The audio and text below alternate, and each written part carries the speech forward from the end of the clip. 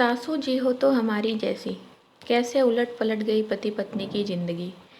पत्नी जी का खुश होना तो लाजमी था, क्योंकि उनकी मम्मी जी का फ़ोन आया था कि वे घर आ रही हैं। मेरे दुख का कारण यह नहीं था कि मेरी सासू जी आ रही हैं, बल्कि दुख का कारण था कि वे अपनी सोराइसिस बीमारी के इलाज के लिए यहाँ आ रही हैं। यह चर्म रोग उनकी हथेली में पिछले 3 वर्षों से है, जो ढेर सारे इलाज के बाद भी ठीक नहीं हो पाया। अचानक किसी सरफिरे ने हमारी पत्नी को बताया कि पहाड़ी क्षेत्र में एक व्यक्ति देसी दवाइयाँ देता है, जिससे बरसों पुराने रोग ठीक हो जाते हैं। परिणाम स्वरूप बिना हमारी जानकारी के पत्नी जी ने मम्मी जी को बुलवा लिया था। यदि किसी दवाई से फ़ायदा नहीं होता तो भी घूमना फिरना तो हो ही जाता। वह तो वह तो जब उनके आने की पक्की सूचना आई तब मालूम हुआ कि वे क्यों आ रही हैं। यही हमारे दुख का कारण था कि उन्हें लेकर हमें पहाड़ों में उस देसी दवाई वाले को खोजने के लिए जाना होगा। पहाड़ों पर भटकना होगा, जहाँ हम कभी गए नहीं वहाँ जाना होगा।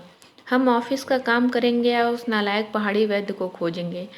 उनके आने की अब पक्की सूचना फैल चुकी थी, इसलिए मैं अब बहुत परेशान था। लेकिन पत्नी से अपनी क्या व्यथा कहता।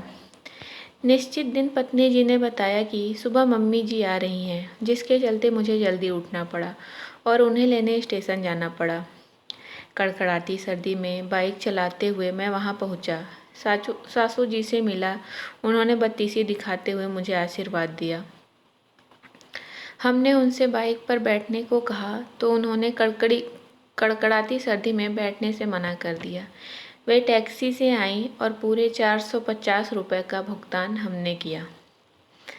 हम मन ही मन सोच रहे थे कि न जाने कब जाएंगे। घर पहुँचे तो गर्मा गर्म नाश्ता तैयार था।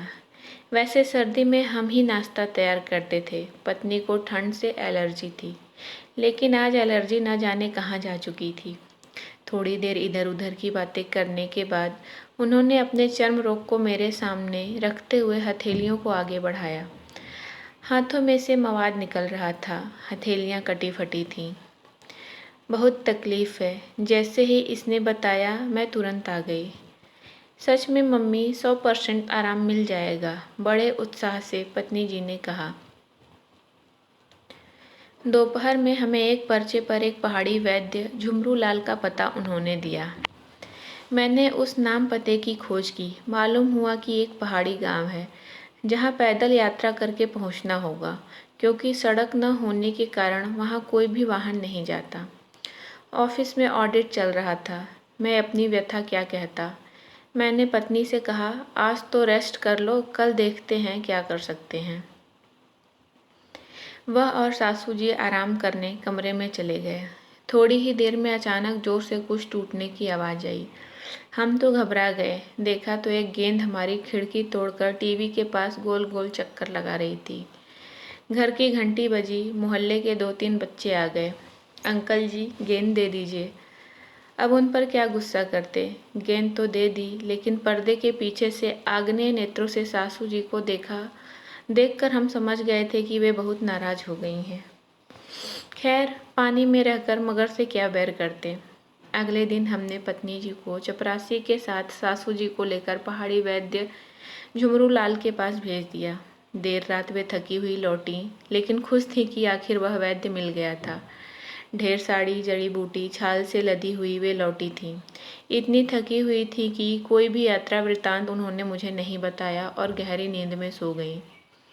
सुबह मेरी नींद खुली तो अजीब सी बदबू घर में आ रही थी। उठकर देखने गया तो देखा माँ बेटी दोनों गैस पर एक पतीले में कुछ उबाल रही थीं। उसी की यह बदबू चारों ओर फैल रही थी। मैंने नाक पर रुमाल रखा। निकलकर जा ही रहा था कि पत्नी ने कहा, अच्छा हुआ आप आ गए। मैंने कहा, क्यों, क्या बात है? कुछ सूखी लकड़ियाँ, एक छोटी मटकी और ईंट लेकर आ जाना।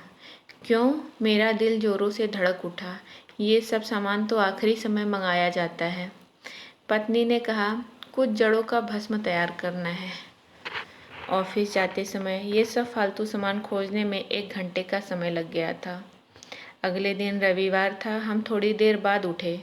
बिस्तर से उठकर बाहर जाएं या नहीं सोच रहे थे कि मोहल्ले के बच्चों की आवाज़ कानों में पड़ी। भूत भूत। अरे बच्चों की गेंद अंदर आ गई थी। मैं सोच रही थी कि क्या करूं, तभी उन्होंने दीवार पर चढ़कर देखा। मैं भैंस लगाकर धूप ले रही थी। वे भूत भूत चिल्ला उठे। गेंद वह देखो पड़ी है। हमने गेंद देखी। हमने गेंद ली और दोनों देने को बाहर निकले तो बच्चे दूर खड़े डरे सहमे हुए थे। उन्होंने वहीं से कान पकड़कर कहा, अंकल जी आज के बाद कभी आपके घर के पास नहीं खेलेंगे। वे सब काफ़ी डरे हुए थे। हमने गेंद उन्हें दे दी। वे चले गए, लेकिन बच्चों ने फिर हमारे घर के पास दोबारा खेलने की हिम्मत नहीं दिखाई। मोहल्ले में चोरी की वारदातें भी बढ़ गई थीं। पहाड़ी वैद्य ने हाथों पर यानी हथेलियों पर कोई लेप रात को लगाने को दिया था, जो बहुत चिकना था, गोंद से भी ज़्यादा चिपकने वाला था।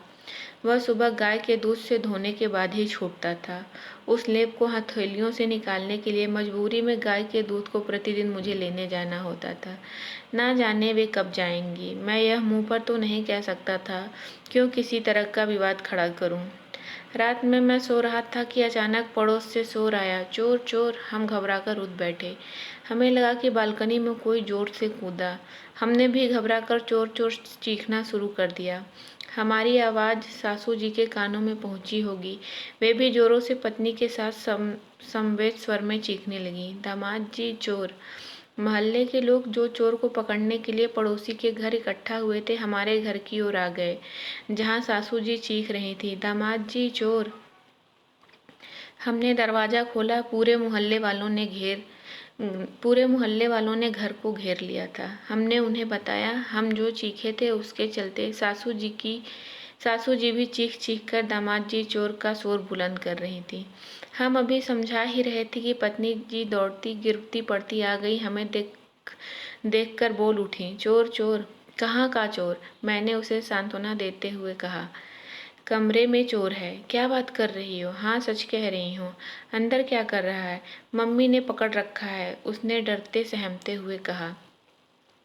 हम 2-3 मोहल्ले वालों के साथ कमरे में दाखिल हुए। वहाँ का जो नज़ारा देखा तो हम भौचक्के रह गए। सासू जी के हाथों में चोर था। उस चोर को उसका साथी सासू जी से छुड़वा रहा था। सासू जी उसे छोड़ नहीं रही थी और बेहोश हो गई थी। हमें आया देख चोर को छुड़वाने की कोशिश कर रहे चोर के साथी ने अपने दोनों हाथ ऊपर उठाकर सरेंडर कर दिया। वह जोरों से रोने लगा और कहने लगा, सर जी मेरे साथी को अम्मा जी के पंजों से बचा लें।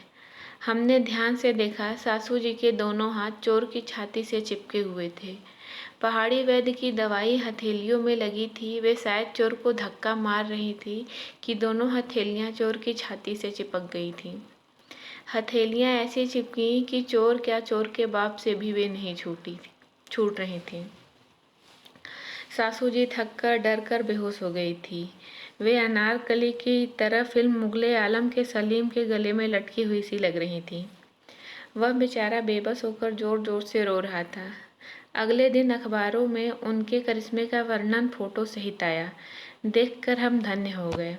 आश्चर्य तो हमें तब हुआ जब पता चला कि हमारी सासू जी की वह लाइलाज बीमारी भी ठीक हो गई थी। पहाड़ी वैद्य झुमरू लाल जी के अनुसार हाथों के पूरे बैक्टीरिया चोर की छाती में जा पहुँचे थे। यदि शहर में आपको कोई छाती पर खुजलाता परेशान व्यक्ति दिखाई दे तो तुरंत समझ लीजिए कि वह हमारी सासू जी द्वारा दी गई बीमारी का मरीज है। हाँ, चोर गिरोह के पकड़े जाने से हमारी सासू जी के साथ हमारी साख भी पूरे शहर में बन गई थी। ऐसी सासू जी पाकर हम धन्य हो गए थे। तो दोस्तों, आपको ये कहानी कैसी लगी? अगर अच्छी लगी तो प्लीज़ मेरे चैनल को सब्सक्राइब करें, मेरे वीडियो को लाइक करें।